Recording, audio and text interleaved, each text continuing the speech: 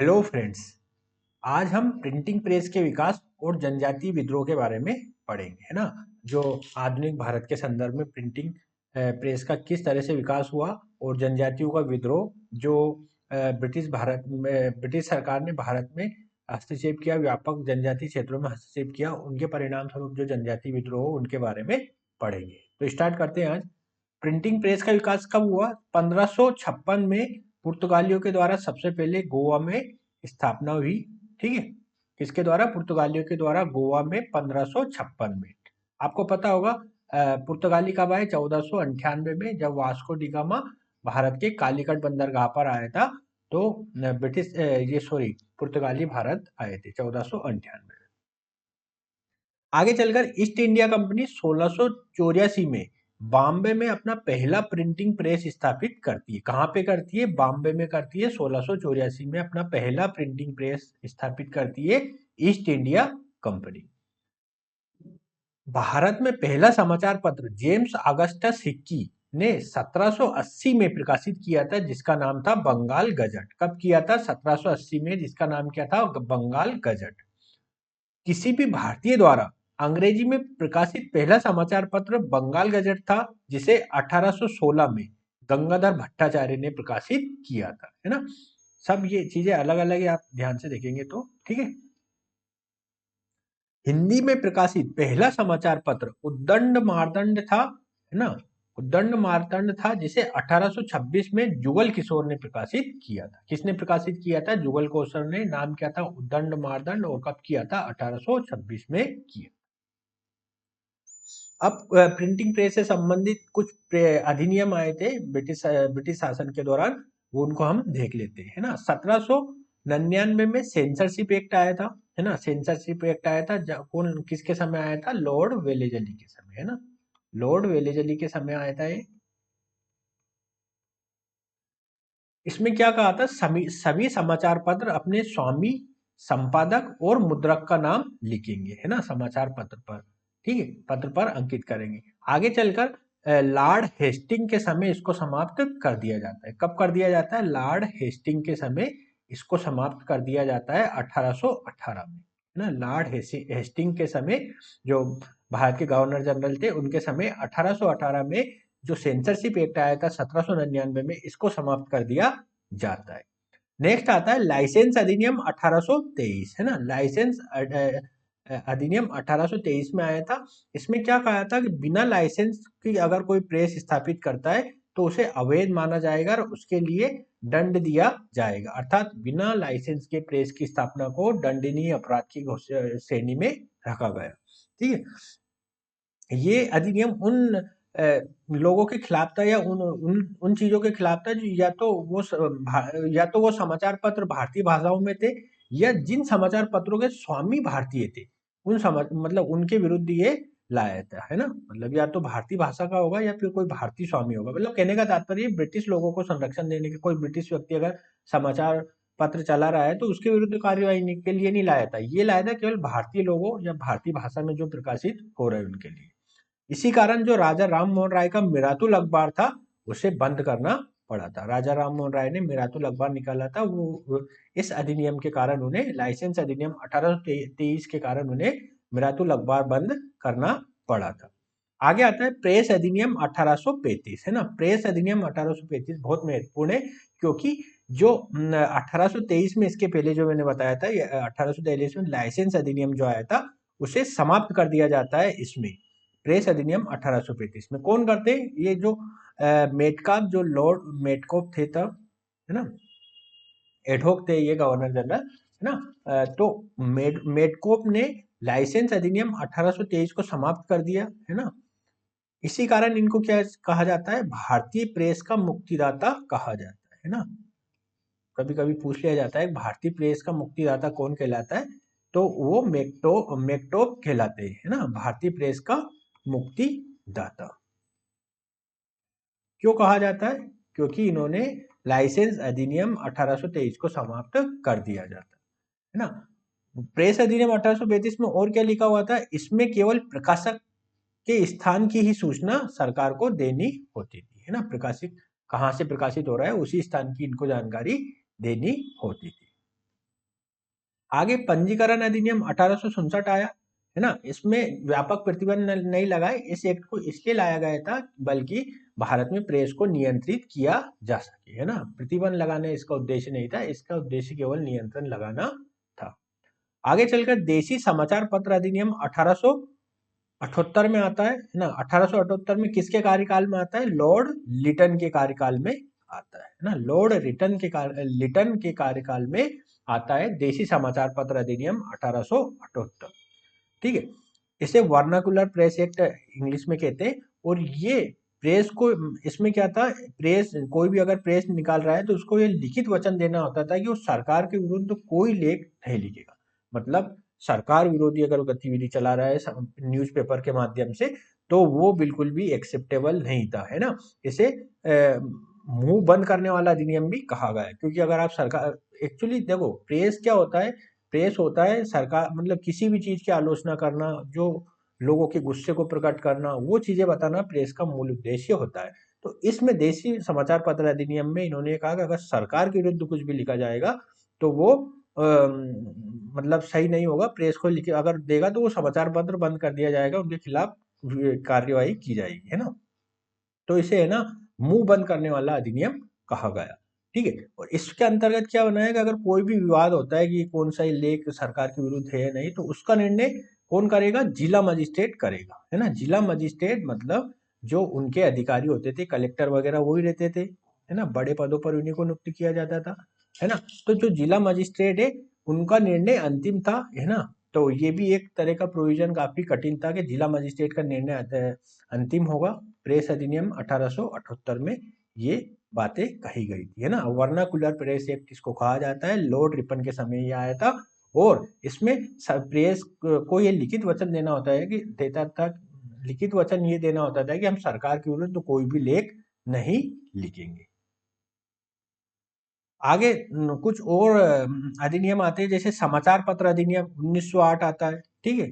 भारतीय प्रेस अधिनियम 1910 आता है। ठीक है। तो ये कुछ आते हैं, इनमें भी कुछ प्रोविजंस रहते हैं, परंतु ये दोनों जब 1921 में रद्द कर दिए जाते हैं ना। समाचार पत्र अधिनियम 1908 और 1910 को 1921 में बंद कर दिया जाता है ना। कमेंट सेक्शन में लिखकर ये बताइए कि किनकी सिफारिश, कोई एक भारतीय था जिनकी सिफारिशों के आधार पर भारतीय जिनकी सिफारिशों के आधार पर जो 1908 और 1910 में भारतीय प्रेस अधिनियम आया था, उसे 1921 में समाप्त कर दिया जाता है। ठीक है। अब आगे आते हैं हम। अब हम देखेंगे भारतीय प्रतिक्रिया। देखो, जब 1757 का प्लासी का युद्ध हुआ, और प्लासी के युद्ध से ही भारत में ब्रिटिश ईस्ट इंडिया या ब्रिटिश सरकार की स्थापना प्रारंभ हो चुकी थी। ब्रिटिश लोग भारत में आर्थिक, सामाजिक और राजनीतिक तीनों पर अपनी पकड़ स्थापित करके भारत में औपनिवेशिक शोषण को बढ़ावा दे रहे थे। अब इस औपनिवेशिक शोषण के मद्देनजर जो भारत की समाज में व्यापक परिवर्तन किए जा रहे थे, वो परिवर्तन औपनिवेशिक हितों से परिचालित थे। जैसे जनजातियों के क्षेत्रों में कर लगा रहे थे, या बहुत सारी प्रतिक्रियाएं, मतलब बहुत सारे ऐसे कार्य कर रहे थे जो लोकल लोग, जो गांव में लोग रहते थे, उनके मतलब उनको अपने कार्यों में दखल इन चीजों का लग रहा था। तो इसी संदर्भ में भारतीय प्रतिक्रिया होती है, जिसे हम विभिन्न क्षेत्रों के अंतर्गत देखते हैं। सबसे पहले आता है जनजातीय विद्रोह, है ना। जनजातीय लोगों ने ब्रिटिश सरकार के खिलाफ किया, वो जनजातीय विद्रोह के अंतर्गत आता है। किसान विद्रोह, है ना। जो भू राजस्व की नीतियां मैंने पढ़ाई थी, भू राजस्व की नीतियों के परिणाम स्वरूप गांव में ऋण ग्रस्तता और अकाल बढ़े, भुखमरी बढ़ी, है ना। इससे किसान विद्रोह हुए। श्रमिक आंदोलन हुए, है ना। श्रमिक आंदोलन क्यों हुए? श्रमिक आंदोलन का होने का एक प्रमुख कारण ये था, जो ब्रिटिश सरकार थी तात्कालिक भारतीय श्रमिकों के साथ, मतलब काफी बर्बरतापूर्वक कार्य कर रही थी, उनके काम के घंटे ज्यादा थे, है ना। अमानवीय स्थिति में भारतीय श्रमिक रह रहा था। और आगे चलकर 1857 का विद्रोह होता है ना, जिसे हम पढ़ेंगे व्यापक रूप से। 1857 का विद्रोह क्या होता है? एक तरीके से जो भारतीय राजाओं को उनके मतलब उनके जो अधिकार क्षेत्र छीन लिए जाते हैं, जैसे झांसी हो गया, है ना। जो क्षेत्रीय शक्तियां थी उनको समाप्त करके अंग्रेजों ने उन क्षेत्रों पर अपना अधिकार स्थापित किया। उसी क्रम में जो राजाओं ने अपनी सत्ता बचाने के लिए विद्रोह किया, उसे 1857 के विद्रोह के रूप में देखा जाता है। ठीक है। तो भारतीय प्रतिक्रिया को हम 4 तरीके से देखेंगे: जनजातीय विद्रोह, किसान विद्रोह, श्रमिक आंदोलन और 1857 का विद्रोह। सबसे पहले हम देखेंगे जनजातीय विद्रोह। जनजातीय विद्रोह के कारणों को हम 3 हिस्सों में बांट के देखेंगे: आर्थिक कारण, प्रशासनिक कारण और सामाजिक सांस्कृतिक कारण। आर्थिक कारण को अगर हम विस्तृत रूप में देखें, आर्थिक कारण में हम देखें तो आर्थिक कारण में इन्होंने सबसे पहले देखा, ब्रिटिश सरकार ने जनजातियों के क्षेत्रों पर कर लगाया, है ना, कर आरोपित किया, है ना, कर आरोपित किया और जनजातियों को भी कर के क्षेत्रों में लाया, है ना। तो उनसे कर प्राप्त करना चाहा, तो इसी क्रम में जनजातीय लोगों ने विद्रोह किया। प्रशासनिक कारण अगर देखा जाए तो प्रशासनिक कारण के अंतर्गत हम देखेंगे तो जनजातीय लोग क्या करते हैं कि जो अपनी भूमि होती है उन पर वो अपने आप को सामूहिक सामूहिक मानते हैं ना। अगर कोई क्षेत्र है तो उस पर अपना अधिकार मानते हैं। आपने देखा होगा कभी भी भारतीय क्षेत्रों में काफी पेशा एक्ट के थे, जनजाति को अधिकार दिए गए, है ना। तो मतलब भूमि को अपना मानते हैं, एक सामूहिक भूमि की उनमें अवधारणा है। परंतु इन्होंने क्या किया, प्रशासन के दे जनजातीय क्षेत्रों में क्या बना दिया, रेलवे का विकास किया, है ना। रेलवे के विकास के लिए इनके क्षेत्रों को इनको क्षेत्रों से बेदखल किया, पुलिस थाने बनाए, है ना, पुलिस थाने बनाए, सड़कें बनाई, है ना, सड़कें बनाई।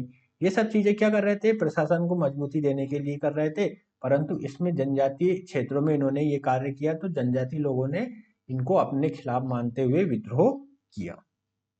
सामाजिक सांस्कृतिक कारण भी एक काफी महत्वपूर्ण माना जाता है जनजातीय विद्रोह को उत्पन्न करने में। कैसे, इन्होंने क्या करा, बहुत सारे जो जनजातियों अपने आप को जैसे नरबली प्रथा देख लीजिए, है ना, नरबली प्रथा, है ना, पशु बलि प्रथा, है ना, पशु बलि प्रथा। जनजाति लोग पशु की बलि देते हैं, है ना, मान्यता उनमें रहती है, मान्यता ऐसी रहती है कि पशु बलि दी जाए। परंतु अंग्रेजों ने इसको समाप्त करना चाहा, है ना, नर बलि, पशु बलि, इनको समाप्त करने के क्रम में क्या हुआ, विद्रोह हुआ, है ना। इनको समाप्त करने के क्रम में विद्रोह हुआ, ठीक है। और अगर हम देखें, एक सेकंड, है ना। तो 3 कारण है: आर्थिक कारण, प्रशासनिक कारण और सामाजिक सांस्कृतिक कारण। इन 3 कारण, मुख्य रूप से इन 3 कारणों के कारण जनजातीय विद्रोह हुए। अब जनजातीय विद्रोह का अगर हम स्वरूप देखें, जनजातीय विद्रोह के का पहले असफल क्यों हो गए, आपको पता होगा कि जनजातीय विद्रोह ज्यादा देर तक नहीं टिक पाए। असफल होने के उनके कारणों को अगर देखा जाए तो असफल होने के प्रमुख कारण ये थे क्योंकि ये अंधविश्वास में विश्वास मतलब अंधविश्वासी थे, है ना, अंधविश्वासी थे। इनका ऐसा मानना था कि हम जो तीर चलाएंगे वो आग के गोले बन जाएंगे तथा जो अंग्रेजों की बंदूक है वो पानी बन जाएगी। इस तरह से ये विश्वास करते थे, है ना। धार्मिक मान्यता को मानते थे कि हमारे साथ मतलब भगवान जुड़े हुए हैं, है ना। तकनीकी तकनीकी इनके पास कोई भी शक्ति नहीं थी। दूसरा है कि जनजातीय विद्रोह असंगठित थे, है ना। एक साथ जो सारे क्षेत्रों के जनजाति लोग, जैसे बंगाल में मतलब झारखंड में अलग हो रहा है ना, अलग अलग क्षेत्रों के लोग अपने अपने अधिकारों मतलब अपने अपने क्षेत्रों में लड़ रहे थे, कोई इनका संगठन नहीं था। इसलिए भी अंग्रेजों को इनको दमन करने में आसानी प्राप्त हुई। जनजातीय विद्रोह का स्वरूप अगर देखा जाए तो ये मसीहावादी स्वरूप से युक्त थे, है ना, मसीहावादी, है ना, भगवान को मानने वाले या अलौकिक शक्ति को मानने वाले थे, मसीहावादी स्वरूप से युक्त थे, है ना। क्षेत्रीय शक्तियों से युक्त थे, है ना, क्षेत्रीयता से युक्त थे, कोई राष्ट्रीयता का ऐसा इनमें भाव नहीं था, है ना।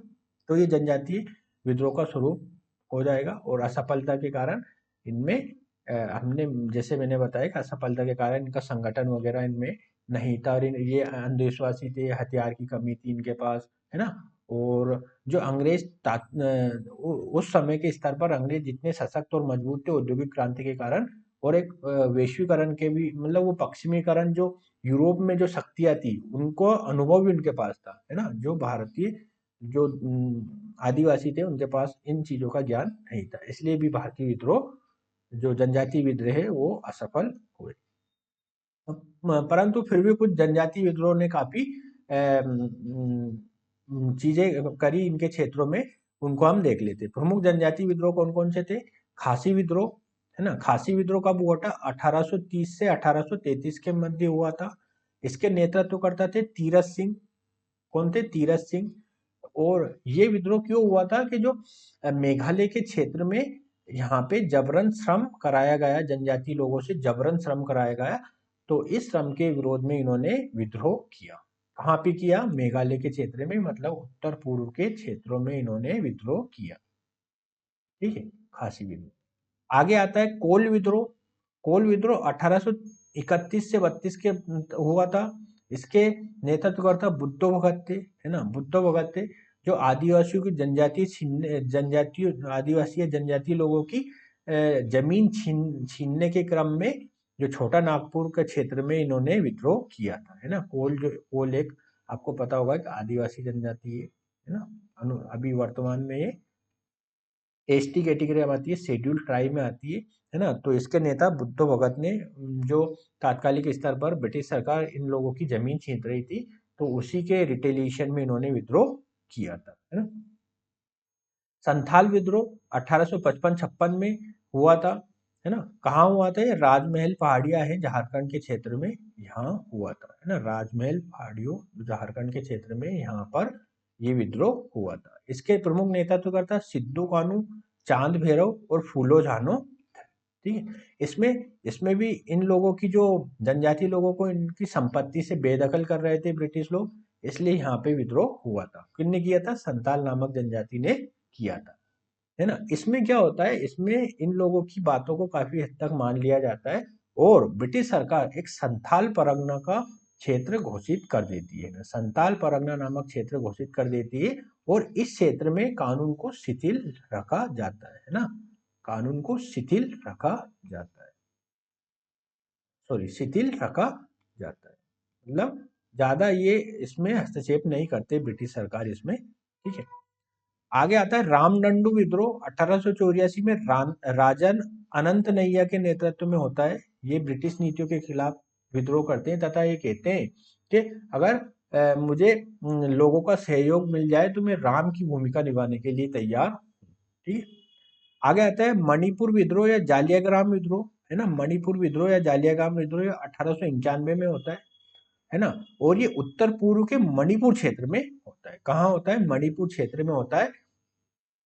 देखो, ये दो स्तर पर होता है। जो जालियाग्राम विद्रोह होता है ये दो स्तर पर होता है। एक होता है 19वीं सदी में, एक होता है 20वीं सदी में। तो 19वीं सदी में क्या होता है कि जो मणिपुर के लोग हैं, जो कर देते थे वहां के क्षेत्रीय राजा को देते थे। परंतु जब ये ब्रिटिश लोग आए तो इन्होंने कहा कि आप राजा को कर ना देकर हमको कर दीजिए। ब्रिटिश लोगों को, मतलब सरकार को कर देने के लिए इन्होंने बाध्य किया। तो इसी क्रम में क्या होता है, जो जेदोनांग होता है ना, जेदोनांग होता है, ये विद्रोह कर देता है ब्रिटिश सरकार के खिलाफ। ये एक हरका नामक, है ना, संगठन के माध्यम से विद्रोह कर देते हैं। ठीक है ना। आगे क्या होता है? 1930 के आसपास, 1930 के आसपास रानी गेंडनल्यू सविनय अवज्ञा आंदोलन के दौरान ब्रिटिशों से लोहा लेती है। कब लेती है? सविनय अवज्ञा आंदोलन के दौरान, है ना। सविनय अवज्ञा आंदोलन के दौरान रानी गेंडेनल्यू विद्रोह करती है, मतलब सविनय अवज्ञा के तरीकों से विद्रोह करती है। कहाँ पे? मणिपुर के क्षेत्रों में। ठीक है, आगे आपको पता होगा कि जब भारत स्वतंत्र होता है, तो रानी गेंडेलू को जेल से छुड़ाया जाता है। जो ब्रिटिश लोग इनको जेल में डाल लेते हैं तो इनको जेल से छुड़ाया जाता है और जवाहरलाल नेहरू इन्हें रानी की उपाधि से सम्मानित करते हैं, है ना। इनके साहस को देखते हुए इन्हें रानी की उपाधि से सम्मानित किया जाता है। आगे आता है हमारा मुंडा मुंडा विद्रोह, उल्गन विद्रोह या महान हलचल भी इसे कहते हैं, है ना। मुंडा विद्रोह, है ना, मुंडा विद्रोह, है ना। इसे उल्गन विद्रोह भी कहते हैं या महान हलचल भी कहते हैं। ठीक है, ये विद्रोह कब हुआ था? 1899 में हुआ था, है ना। 1899 में ये हुआ था। ठीक है, झारखंड के क्षेत्र में हुआ था, झारखंड के क्षेत्र में हुआ था। और ये किसके नेतृत्व में हुआ था? बिरसा मुंडा, जिन्हें वर्तमान में भगवान बिरसा मुंडा कहा जाता है ना, बिरसा मुंडा के नेतृत्व में हुआ था, है ना। बिरसा मुंडा के नेतृत्व में ये हुआ था। ठीक है, और ये जो विद्रोह है काफी फेमस विद्रोह है। बिरसा मुंडा के जो जन्म दिवस को वर्तमान में जनजाति गौरव दिवस के रूप में भी मनाया जाता है, जनजाति गौरव दिवस के रूप में भी मनाया जाता है। ठीक है। और ये विद्रोह हुआ क्यों था? जो जनजातीय क्षेत्रों को इन्होंने क्या करा था, है ना, कर लगाने के क्रम में, और वहां पे ये जो जनजाति लोगों से कर प्राप्त करना चाह रहे थे ब्रिटिश लोग, ना ब्रिटिश लोग कर प्राप्त करना चाह रहे थे, इसी क्रम में जनजाति लोगों से झड़प हुई, और एक मुंडा, जो बिरसा मुंडा तात्कालिक स्तर पर एक काफी मतलब एक इन्होंने इसी रिटेलिएशन में विद्रोह कर दिया था, है ना। आगे चलकर क्या होता है, ब्रिटिश सरकार बिरसा मुंडा को गिरफ्तार कर लेती, कहाँ से कर लेती है, सेलर काप की पहाड़ियों से, है ना, बिरसा मुंडा को गिरफ्तार कर लेती है। और बिरसा मुंडा क्या कहते थे, मुझे भगवान के दर्शन हुए और मुझे लोगों को निरोगी करने की क्षमता है, मतलब अपने आप को ये चमत्कारिक शक्तियों से युक्त भी बताते थे। कौन बताते थे? बिरसा मुंडा, ठीक है। परंतु आगे क्या होता है, इनकी 1900 के आसपास, है ना, 1900 के आसपास मृत्यु हो जाती है ना, मृत्यु हो जाती है बीमारी के कारण जेल में, है ना। तो यहाँ पे बिरसा मुंडा लगभग, मतलब बिरसा मुंडा जो आंदोलन था वो भी समाप्त माना जाता है, ठीक है। तो ये प्रमुख विद्रोह थे ब्रिटिश सरकार के दौरान। आगे वाले वीडियो में हम जनजातीय विद्रोह के बाद, आगे वाले वीडियो में हम किसान विद्रोह के बारे में पढ़ेंगे। तब तक के लिए नमस्कार।